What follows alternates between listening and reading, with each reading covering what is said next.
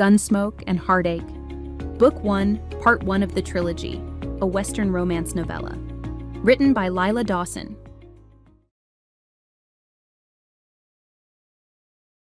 Chapter 16. Tabitha Henry. It had been 4 days since my father's visit, and since that day, Tom had been avoiding me like a leper. Every time I entered a room where he was alone, he immediately found some kind of convenient reason to excuse himself. When others were present, such as during meals, he'd hardly look at me directly. Even when I spoke to him, his answers were short and dismissive. The same man who had encouraged me to stand up for myself shared a deep part of himself with me, and had even saved my life, now seemed to have regressed to the same frustrating, stubborn, hard-headed man he was before. Only now, he frustrated me for an entirely different reason. It was driving me up the wall. This morning, I'd intentionally gone to gather eggs when I knew he'd be tending to the coop. However, when I arrived, Terrence was there taking care of things instead. Tom's horse, Harper, was in her stall, and the man himself was nowhere to be seen. "Looking for somebody, Miss Henry?" Terrence asked as he distributed the feed. "I'm just gathering eggs, Terrence. Thank you." "Oh, Tom's up on that blasted roof again. Mr. Henry even told him not to worry about a little old leak like that one, but you know Tom. Does whatever he wants, or doesn't." I suddenly felt a little embarrassed. Why would he assume I was looking for Tom? Had I become obvious? "I'm not here looking for Tom," I said. "No, I don't reckon you are. And why would you be? You two are like a cat and a dog. Just thought you might like to know in case you need him for something later." I nodded, realizing in that moment that telling me his whereabouts was an entirely normal thing to say. "Thank you for letting me know." I finished gathering the eggs quietly, battling my temptation to fling each one into the basket out of irritation. What had gotten into that fool? Was something wrong with me? Despite my flaws, I thought my appearance was at least agreeable to men. Did he prefer a woman with a larger bosom?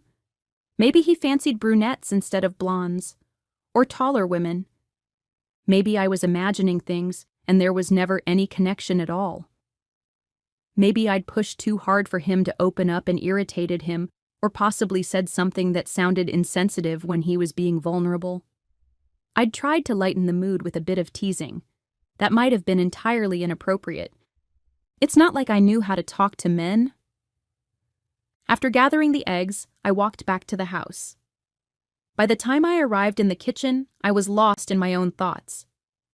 When I put down the basket, an egg rolled off and splatted onto the floor.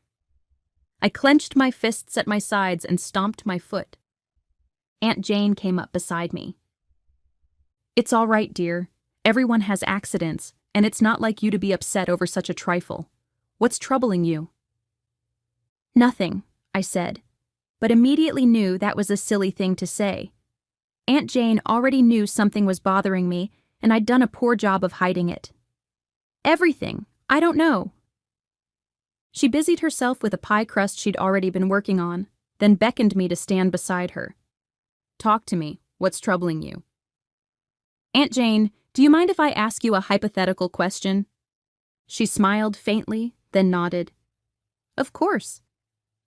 Let's say there was a woman who had feelings for a man, romantic feelings, and she thought maybe he felt the same about her once she realized she had these feelings.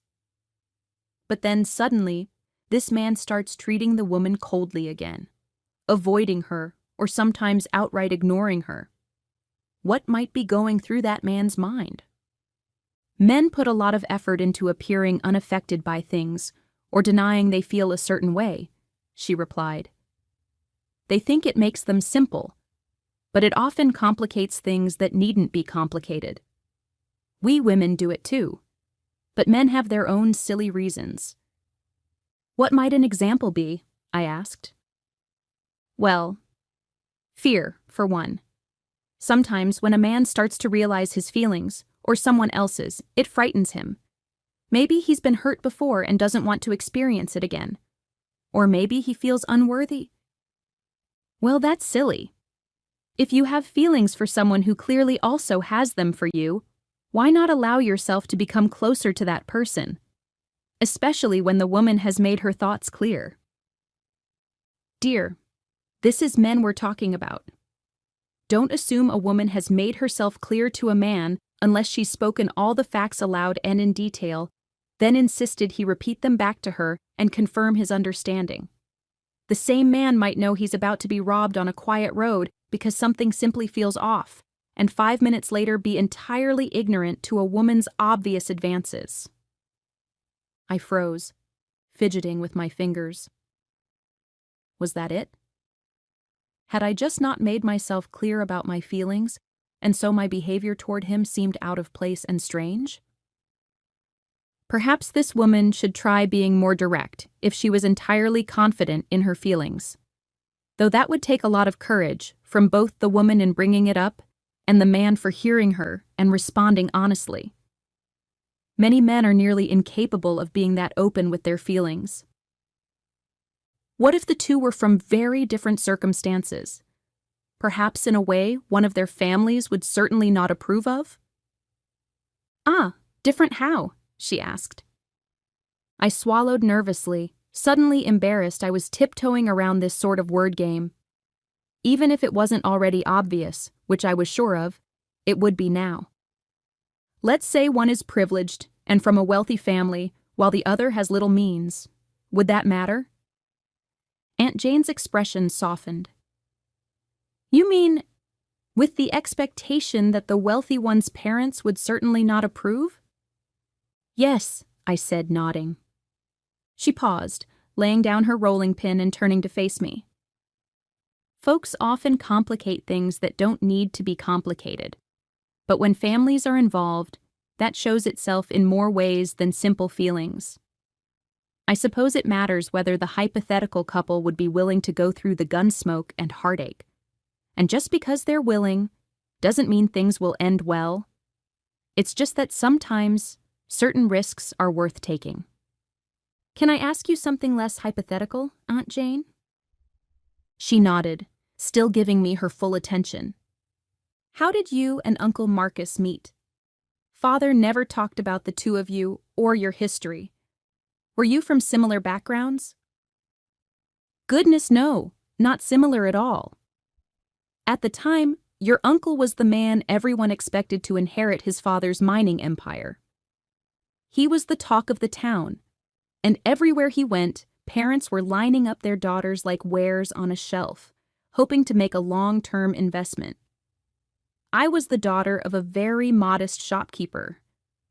Let's just say I wasn't supposed to be one of the wares being shown to your uncle. My face lit up. This had been a story I'd wanted to hear for a while now, and I'd finally found the opportunity to ask. She continued.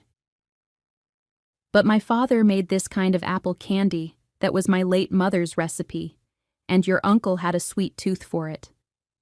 Many days I was behind the counter, and we made short conversation. After a few months of our regular conversations, he asked me to go ride his new horse with him. I thought we were barely just friends, if even that, so I was shocked. I found the question strange and a bit concerning. I turned him down at first. But the next day, he asked again. I accepted. I assumed nothing would come of it. At first, his family ignored it. One day, he made his intentions clear. It caused an uproar. I was far from an appropriate choice for such a man. And well, you know where all of that led. Do you regret causing him trouble? Or, I shouldn't say it that way. Aunt Jane reached out and cupped my cheek with her palm, smiling. I know what you meant, and no, I don't regret it, and neither does your uncle. Even in the beginning, things were hard, but once everyone realized I wouldn't be able to have a child for Marcus, well, that's when the ultimatums came. And when I realized I'd chosen the finest man to be my husband. He was never upset about what he lost. Of course, he was hurt by how his father, and especially his brother, had treated him. But I don't think he missed the vast fortune. We get by better than most already, so we are truly blessed. My only regret was that I couldn't give him children, but in time, I even learned to forgive myself for that. With his help. So this hypothetical woman, let's say she wants the same thing. What advice would you give her? I would tell her to trust herself and search her own heart. I'd tell her to understand that the real world isn't a romance novel, and often a man simply isn't ready. He might behave foolishly. She may have to move on without him and accept that he isn't the one for her. But dear, no one can know such things. Not the people trying to give you advice, or the girl's parents, and sometimes not even the woman and man themselves. If he's not ready, should she wait? Waiting rarely goes well, but it's not as though waiting hasn't been rewarded before. But an indecisive man often remains an indecisive man. A woman would be doing herself a kindness not to force the matter and to decide when she's willing to wait and when she's better off letting things go. I nodded, stepping forward and giving Aunt Jane a hug. In the months I'd been here, she'd already been more of a mother to me than my own had been in my lifetime. "Thank you," I said. She patted me on the head, returning to her work. Staying in this limbo of emotions wasn't helping anyone. I needed to clear the air with Tom. I needed him to understand my feelings and demand an answer.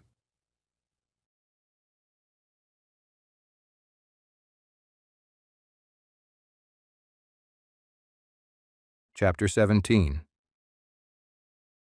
Tom Rowland. Tabitha had become increasingly difficult to avoid, and I knew I couldn't do it forever. Every excuse I came up with in my mind fell flat, and I was running out of time and energy to make them. I'd sworn off women entirely for the past 5 years. In all that time, I hadn't even let my eyes wander. But this woman, there was something about her. She was a firebrand if I'd ever met one. Normally, women like that were as rough as me, but not Tabitha. She was somehow elegant and feminine at the same time. I found her easier to talk to than any woman I'd ever known. Even Claudia. I didn't deserve her, nor do I deserve Tabitha. Lord help me. I'd never been much for prayer, but I prayed for the strength to do right by this woman by turning her away.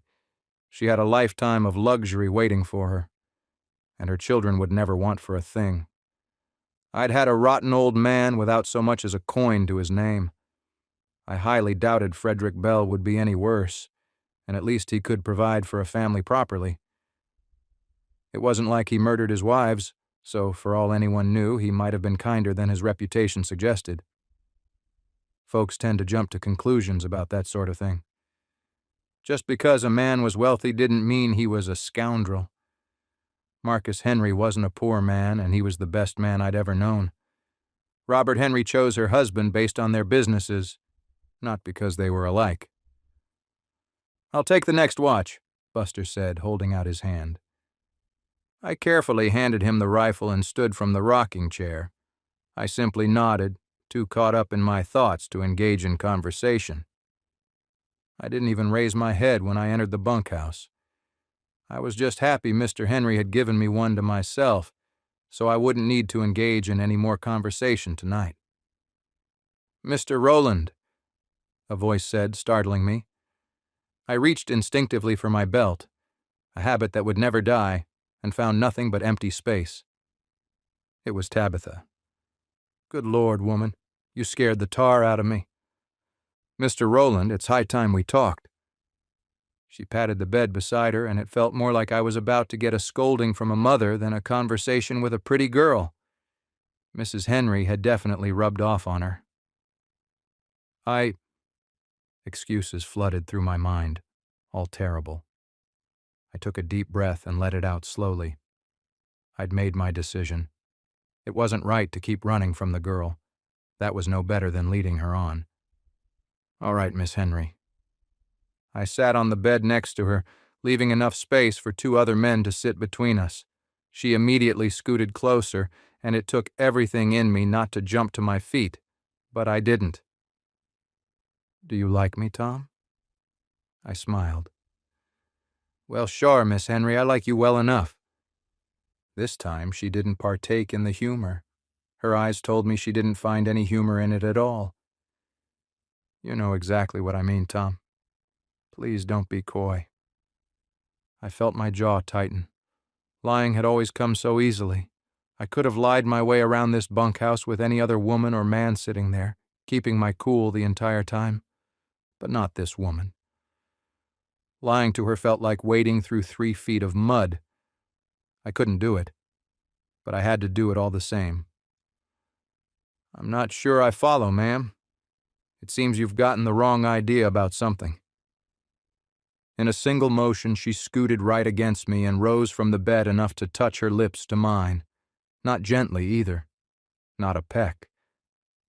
I felt the fullness of her lips and the warmth of her breath.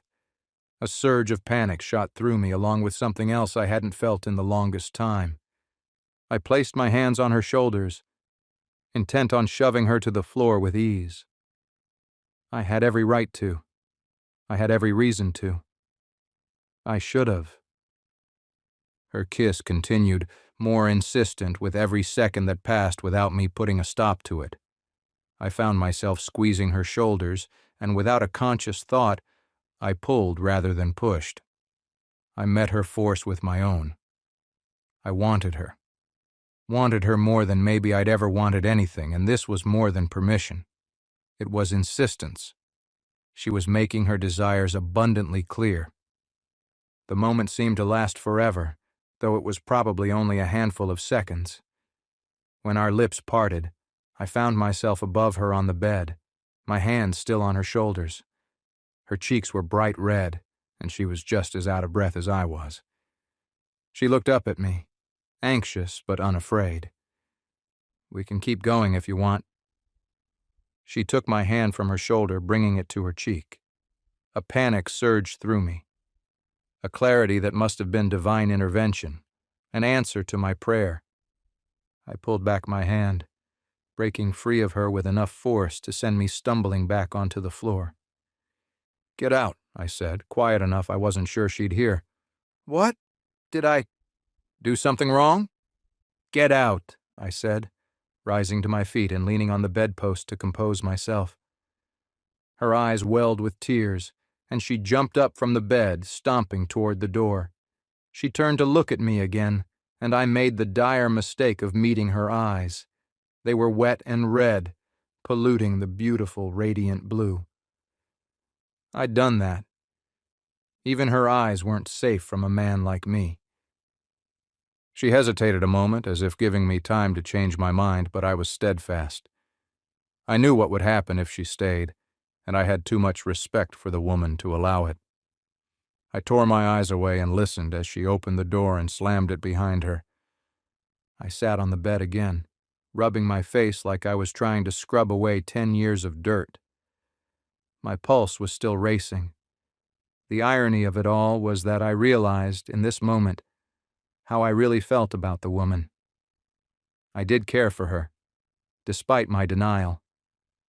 Cared for her enough to push her away when I wanted nothing more than to take her up on her offer. Cared enough for her to save her from a man like me. Cared enough to stop her from possibly ruining her own life for a moment of the heart seizing the mind. All the same, why did I feel so unbelievably awful? Like I'd made the worst mistake, despite knowing I'd done the right thing. I'd done the right thing to push her away. Hadn't I? She'd have a much better life without me. Wouldn't she? I fell back on the bed, staring up at the ceiling. Now she knew I wasn't the kind man she thought I was. A kind man would have stopped her gently and explained his reasoning. He'd have spared her feelings and not let her storm off in tears without understanding. Maybe this would be enough to turn her attentions elsewhere.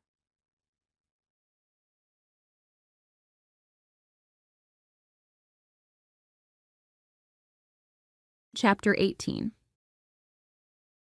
Tabitha Henry. There hadn't been a single moment of sleep the night before. Each time I closed my eyes, I saw Tom's face clearly. The look of disgust was genuine, though I wasn't sure what I'd done to earn it. I felt sick and humiliated. I'd been so sure he felt the same as I did, and I thought he confirmed it when he pulled me closer and kissed me back. It didn't make any sense, but somehow I'd been wrong about everything. Who was I kidding? I guess I really was a girl pretending to be a woman. The best I could do was act. I went through all the motions of making breakfast with Aunt Jane, but relied entirely on routine. I couldn't put an active thought into anything. Her concern was clear on her face, and I could tell she wanted to ask me what was wrong. Nothing ever escaped Aunt Jane, but this time I couldn't answer even if she asked. How could I tell her I'd thrown myself at a man, offered him everything I could as a woman, and made a fool of myself? Perhaps I could tell her another time, but not when the wound was still so fresh. Tom had not come to breakfast, which filled me with both pain and relief. Uncle Marcus told us that Tom, Buster, and Terrence had gone to fix a section of fence in the new northern pasture. One of the new bulls had knocked it down sometime during the night, and they'd been up since the early hours chasing down livestock that had escaped. They'd be busy until the afternoon. Just as we'd finished our breakfast, visitors approached.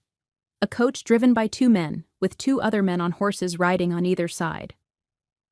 "I wonder who that could be," Uncle Marcus said, finishing the last of his coffee, though he and Aunt Jane shared a look that told me they had the same suspicion as I did. The 3 of us went outside to meet them as they approached the house. One of the men from the coach stepped down and walked up to Uncle Marcus, smiling and tipping his hat to Aunt Jane and me as well. He was well-dressed, perhaps in his 40s. "You are Mr. Henry, I take it?" he asked, extending his hand. Uncle Marcus took it reluctantly. "I am. I'm Samuel Morrison, and I'm employed by Frederick Bell, as are these other men accompanying me today. I presume you know why I'm here?" I think for the sake of clarity, it wouldn't be wise to presume anything. Mr. Morrison grinned, tilting his head. "Wise words. Forgive me for not leading with that." As he turned, I saw the glint of the pistol on his hip. Even as a woman who knew pretty much nothing about guns, I could see the quality at a glance. Engraved and polished. His gun belt was well oiled and pristine. Something about him felt odd. He spoke like a lawyer, but something about him suggested otherwise. "We're here to collect Miss Tabitha Henry. Mr. Bell wants her to be escorted safely and comfortably to her new home. I can assure you, Mr. Henry, that your niece will be well protected on her journey." Mr. Morrison's eyes found mine, and it made my blood run cold. "Miss Henry, if you would be so kind as to gather your things." "You're talking polite, but you're awful rude to be riding onto another man's property and making demands," Marcus said. "Mr. Henry, I promise our primary goal here isn't to cause trouble for you and your business. But—" He gestured to the 2 men on horseback behind him, and both men rested their palms on their pistols. Uncle Marcus took a step toward the man, and I instinctively knew this would be nothing like what happened with my father. "Uncle, don't," I whispered, stepping between them. "Mr. Morrison, I apologize that you've wasted a trip all the way here, but you'll have to blame my father for that. He should have informed you that I refused the offer to marry Mr. Bell. Please deliver my apology to Mr. Bell for the misunderstanding." He regarded me with some seriousness for a moment, before a smile slowly crept onto his lips. "On second thought, you don't really need your things. Mr. Bell will be more than happy to replace whatever you've left behind." I opened my mouth to speak again, but his expression sent a chill through me. In that moment, I realized I was looking at a man who would not accept my refusal. His palm rested on the grip of his pistol, as if daring me to deny him a second time, as if to warn me of the consequences, as if to tell me there's nothing he would not do to force me to leave with them. "All right," I said, defeated. "I can see I have no real choice in the matter." "Tabitha, you don't have to do this," Aunt Jane said, walking up behind me and placing a hand on my shoulder. I turned and hugged her as tightly as I could. "Thank you for everything, Aunt Jane." I let go, then hugged my uncle. "And you too, Uncle Marcus. This is my decision." Both of them stood silent, visibly upset. Uncle Marcus put his arm around his wife, hugging her close to him. He looked frustrated and helpless. That was also how I felt. Samuel Morrison offered me his arm. Reluctantly, I accepted it, and he guided me to the coach where he joined me. As we began to leave, I noticed the two riders stayed behind. "Aren't they coming too?" "Don't worry about them, dear," he said. "They're just making sure no one gets any big ideas. Mr. Bell is a man who doesn't like any loose ends, and when it comes right down to it, what man does?" "What do you mean by that? They're not going to hurt anyone, are they?" "And what will you do if I say yes, Miss Henry? Will you gun me down and turn around on your horse to go rescue them?" "No, as I said to your uncle, our primary goal today was to collect you. However, we are more than capable of dealing with any complications that might arise. After all, one gets attached to people after several months of living with them. They might go and do something stupid. Is there anyone on the ranch who might go and do something stupid on your behalf?" "No one," I said, though my mind immediately went to Tom. My heart was conflicted. Part of me wanted him to ride after me, to save me. A stronger part wished for his own words to be true, that I'd misunderstood, gotten the wrong idea. I didn't want him dying for me. I didn't want anyone dying for me. Good, then there'll be no problems.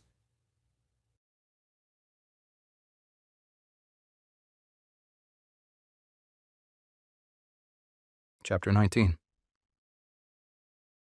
Tom Rowland. We'd been chasing down cattle all over the property since before dawn. Buster had tried to warn Mr. Henry that corralling them so far away from the others would cause problems, and, like every other time he didn't listen to Buster, there were problems. All of us were tired from being woken up in the early hours after Terrence spotted a runner on watch. But I hadn't slept a wink. Not after what happened with Tabitha the night before. This had been a welcome, temporary distraction, but now it was all flooding back. "At least we got all of them," Terrence said, wiping a layer of sweat from his forehead. "Wonder what made them bolt in the first place." "Could have been anything. My bet's on a cougar on account of the little ones in there," Buster said. I barely registered their conversation at all. I was busy thinking of all the ways I might apologize to Tabitha for treating her so coldly. Even though I thought it best to push her away, there were better ways of breaking that to her than being cruel. But if I apologized too much, she'd see that as me backing down. Women were complicated. I'd barely looked up from my saddle, but wished I'd been paying more attention. The moment we rounded the corner of the house, two men stepped out with their guns drawn and trained on us. All of us were wearing our pistols, but no one was foolish enough to draw on a drawn gun. "Afternoon, gentlemen," one of the men said. "You fellas look like you've been working mighty hard." "What can we do for you?" Buster asked. "We weren't talking to you, boy," the second man said. "You let him talk over you like that?" he asked, looking at Terrence and me. Without waiting for us to answer, the first man continued. "You can start by taking off those belts. Nice and slow." They had us at their mercy. As much as I wanted to pull my pistol, there'd be no way I could win. And yet, for some reason, Terrence thought that because they were looking at me, he could draw on them. It was foolish. Before he even fully gripped his gun, the first man shot him. He fell off his horse, clutching at his side. Buster dismounted, and I could see in his eyes that he was going to do something stupid, too. Terrence's horse bolted. Buster barely made it off his before it ran off, too. I jumped from my horse, nearly falling, and grabbed him by the belt. It took everything I had to hold the giant man back. In the struggle, I felt his knife on his belt. Realizing Buster was obscuring their view of me completely, I slipped it from the scabbard and into my waistband as I let go of him. "Buster, stop! Help Terrence." When Buster finally came to his senses and ran to Terrence's side, I turned to the two men. "For the love of God, please don't hurt anybody else. There's no need for more violence." The man nodded approvingly, his gun's barrel still smoking. "A pacifist. My favorite kind of man. What's your name, peacemaker?" "Tom Rowland," I said, holding up my hands. "Well, Tom, you're going to help us out. To make sure nobody else gets hurt, you see.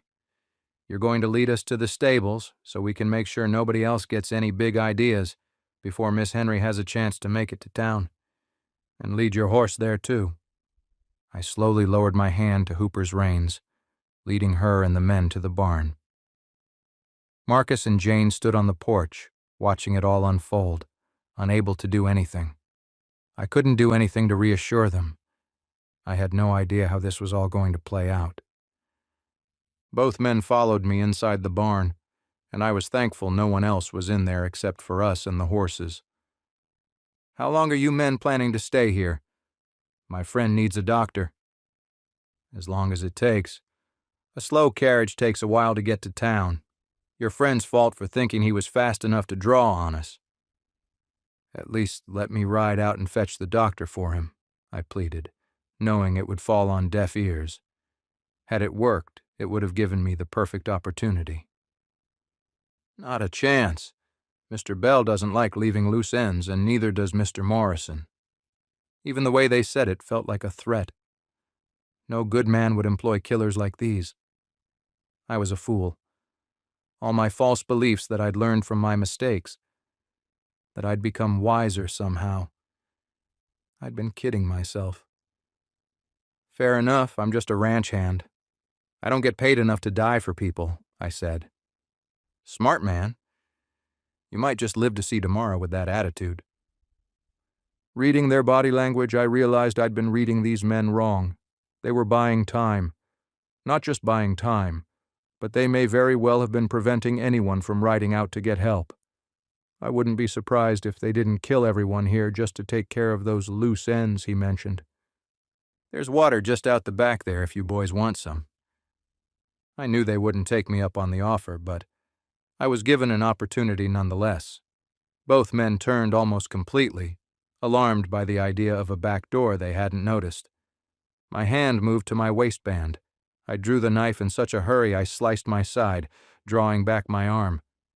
Just as the second man began to turn back, I flung the knife into his stomach. He screamed out, dropping his gun and clutching at his wound.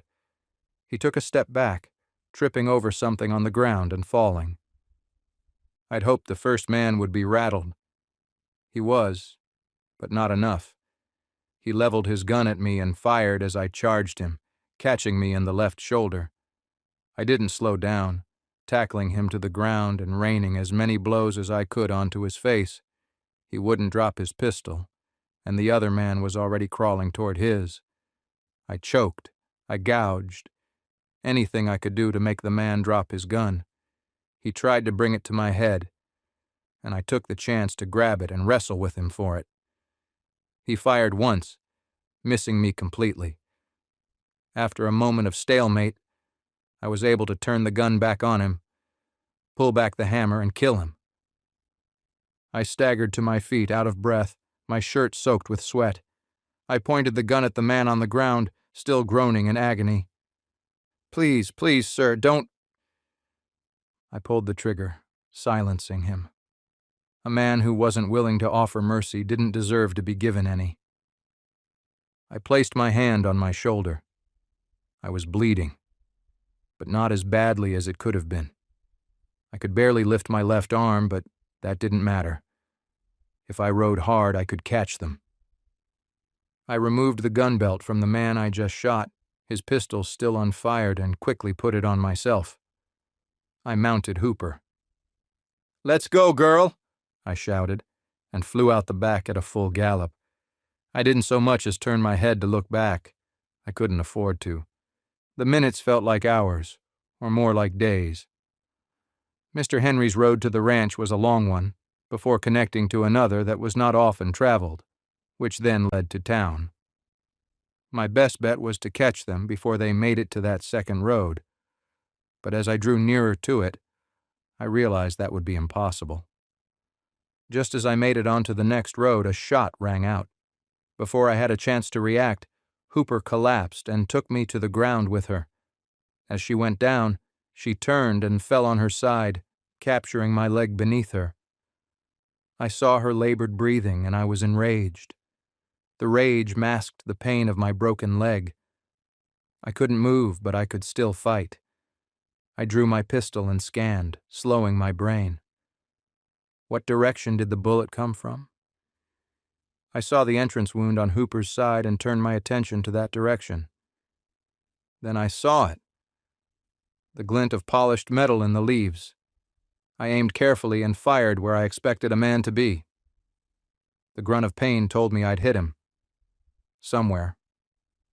Unfortunately for me, the man I took the gun from had been a cautious one, not having the sense to fill the empty chamber his hammer rested on before a gunfight like a seasoned gunslinger would. I had 5 rounds. Had. 4 now. I fired again. 3. My vision was getting blurry. The smart thing to do was to slow down, but I didn't have time. He was waiting me out. I'd lose consciousness soon. I watched and waited for a glint of his gun. Just as I was pulling the trigger, a round came my way, throwing dirt into my face and throwing my aim off target. 2 rounds left. I fired again and missed, but struck the tree the man was using for cover, peppering his face with chunks of wood. He groaned in pain again. I was out of time. I could barely lift my arm and couldn't steady my aim. I couldn't stand to watch Hooper struggle and suffer any longer. She'd been too good of a horse and too good of a friend to me. I made the decision. "Sorry, girl." I held the barrel of my gun to her head, closed my eyes, and pulled the trigger. I made one final attempt to pull myself free, but couldn't budge. I dropped my gun and looked up at the sky. After a few minutes, and probably a reload, the man approached. His face was bloody, and one of his eyes was shut tight. His left arm hung trembling at his side, dripping blood from his fingertips. "Well, now this sure was interesting. You're a lot tougher than any ranch hand I've ever met. What's your name?" "Doesn't matter," I said.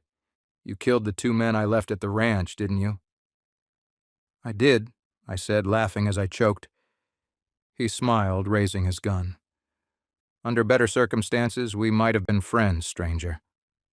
"Might have," I said. Then the gunshot came and there was nothing else.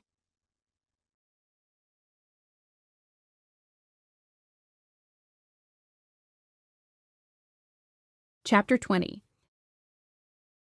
Tabitha Henry. The coach ride into town was mostly silent. Samuel Morrison had us drop him off partway to take care of business, which I hoped meant relieving himself. He asked us to go on, stressing that nothing justified delaying my arrival.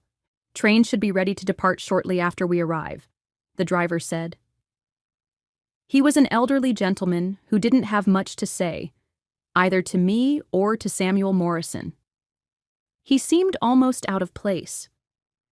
"We won't be waiting for the others if they don't arrive before the train departs. They'll take the next train out." I didn't care if they took the next train out or never made it at all. It only mattered if it somehow meant delaying the trip. I turned around, as if doing so would allow me to see all the way back to the ranch. Part of me hoped desperately that Tom and the others would stop them, that he'd come riding up to the coach with his gun drawn, forcing it to stop. He'd help me onto his horse, and we'd ride off into the sunset. He'd apologize for how he spoke to me last night, and we'd kiss again, this time without pushing each other away. The other part of me hoped he was sitting down at the table eating lunch with everyone else, happy to be rid of me. Safe. ready to move on with his life as if I had never been a part of it. Either way, no one ever came. We arrived. I waited patiently at the train station while the driver turned in the coach he'd rented and would rejoin me soon. I had the urge to run, but there was no point in succumbing to it. I wouldn't have made it far anyway, and since this was my new life, it wouldn't serve me to anger Mr. Bell. Time seemed to slow down as I stood alone, looking out over the countryside I'd likely never see again, thinking of the people I'd likely never see again. I thought back to my first day here when I was just a helpless city girl trying to help with a cow giving birth. How I'd struggled simply not to be in the way. I thought about what it was like the first time I tried to help Aunt Jane with supper. I didn't know what many things even were, how to mix, how to work the stove, what ingredients made the best stew, how long to bake, how to make biscuits, pie crusts. And the first batch of biscuits I'd made came out as hard as a rock. My aunt told me my uncle and all the men would eat them anyway without a single complaint, and I couldn't believe that. Then I watched it happen. I wanted to cry because of how kind they'd been. Then Tom's face again. The day he'd showed me how to make the hash he'd made in his past. The scent of his hair when we were close. The image of the man who had tried to kidnap me, maybe to ransom me to my uncle, or maybe worse, and then Tom appearing and saving me. If it weren't for him, I wouldn't be the same, if I was even here at all. Maybe I'd been nothing more than a young, naive, lonely girl desperate for someone to love me and allow me to feel love for them in return. The sound of horses trotting into town stirred me from my thoughts. I whipped around, my breath catching. But I didn't recognize the faces of the two riders. One of them saw me looking and tipped his hat politely without slowing. I let go of the breath I'd been holding and finally felt the tears pouring down my cheeks. I knew in that moment which outcome I had truly wanted. Just as I started to pull myself together, the train's whistle blew in the distance. The same note that had delivered me to the first thing in my life that felt like freedom was now the same note that would take me to my next prison. The driver joined me on the platform, a surprising look of sympathy on his face. "This'll be our train, ma'am. I have our tickets already. For what it's worth, I'm sorry," he said, handing me mine. I couldn't find the words. All I could do was offer a strained smile in return as I accepted it. As the engine chugged into the station with a hiss of steam and the squeal of brakes, I took one last look behind me at the long road leading to the ranch. I was embarrassed that I'd still held on to hope until this moment. But the road remained empty, long, and lonely. After the few passengers departed, I stepped toward the train.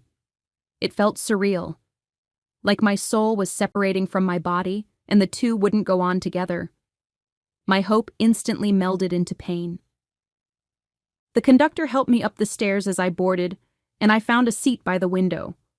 The old man joined me, sitting across.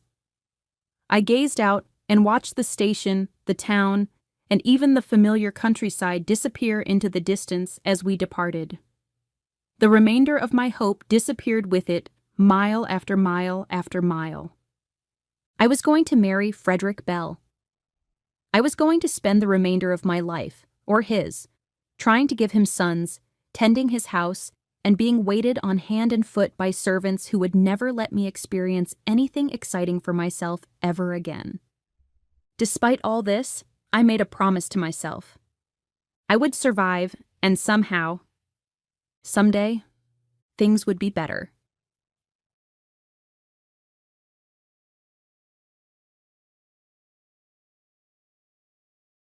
Epilogue. 2 years later. The morning sun filtered through the window, lighting up my office and casting shadows across the mahogany desk where I sat reviewing railroad shipping manifests. Never in my life would I have imagined myself in such a place, even as a visitor, much less a resident. Even my tailored suit felt surreal, as if it were meant for another man. Still brooding like an old man, Ed?" Harold's voice came from the doorway. "I knew I missed something," I replied.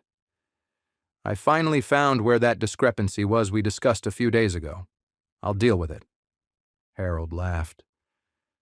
Even though this would save the Oliver business thousands, it seemed he couldn't care less. At 6 years younger than me, he already had the confidence of a man who owned the world, and perhaps it wasn't all that far from the truth. More importantly, he had none of the arrogance or entitlement I'd come to expect from men like him, and certainly not from men like his father. You know, even father knows how to set aside business once in a while. Growing up, I always thought he was some sort of deranged workaholic, but I'm beginning to see it could have been worse. You don't even look like the same man anymore. I like the new hair, by the way, and the clean-shaved look. Oh, and the glasses. I didn't know you had bad eyesight." "I don't," I answered. "Let's call it a fashion choice." "Right, fashion. You're certainly the fashion-forward gentleman after all. I think you just like showing off that scar," he said, winking as he tossed a folder of paperwork on my desk. Maybe a little more paperwork for today. I began sifting through them. 2 death certificates. Official. One for a man named Eddie Hall and another for Tom Rowland. 2 men I knew all too well. I raised an eyebrow. "Good riddance," I said. "Keep reading," Harold said, moving to the liquor cabinet, pouring a glass of whiskey and sitting across from me, sipping quietly as he watched me in amusement. My eyes finally found the last page. Legal documents for Edward Oliver. I choked up for a moment, barely able to speak. "This isn't necessary, Harold. I've seen you as my brother for a while now.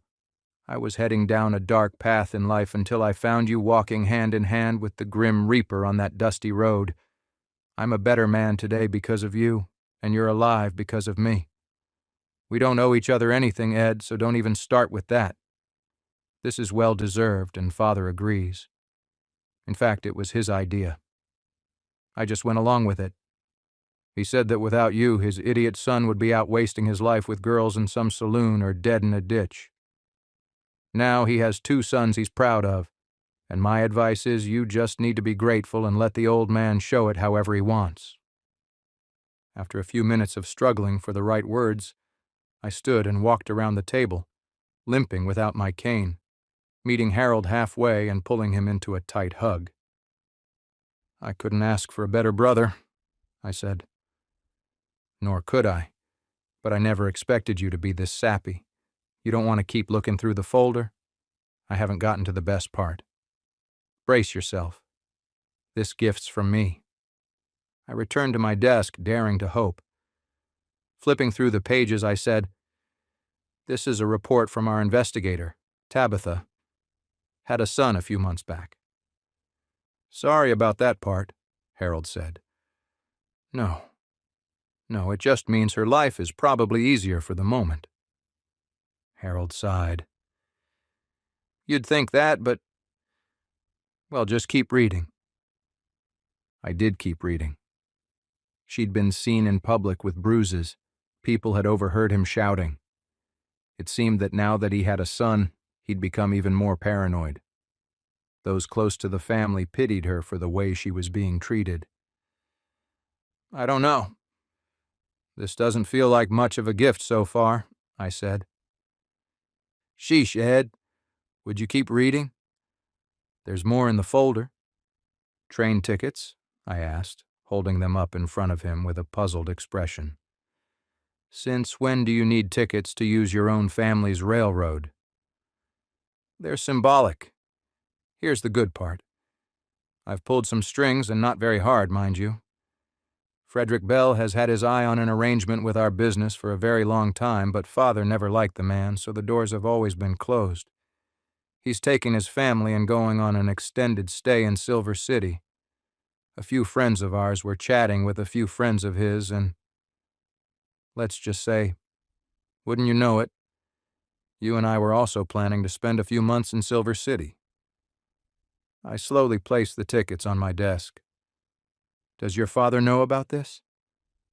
You mean our father? Of course he does. He's been willing to turn a blind eye so long as we figure out a way to deal with this that doesn't implicate the Oliver family or our business. Is this really the right thing to do? I asked. Not a question directly to Harold, but more a question spoken aloud to myself.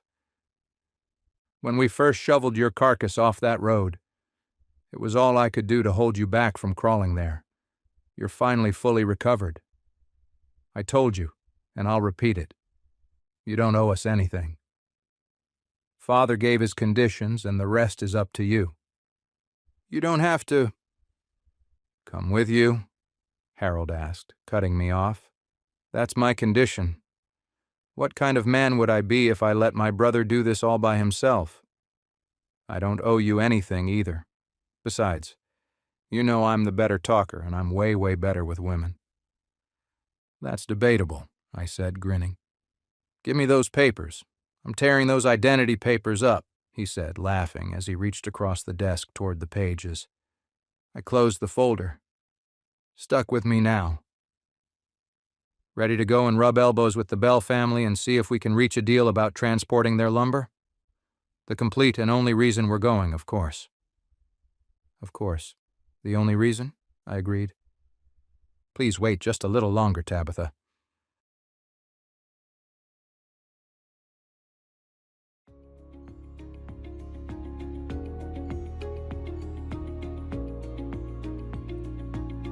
If you're enjoying our audio content, please like and subscribe. It's the best way to help out the channel.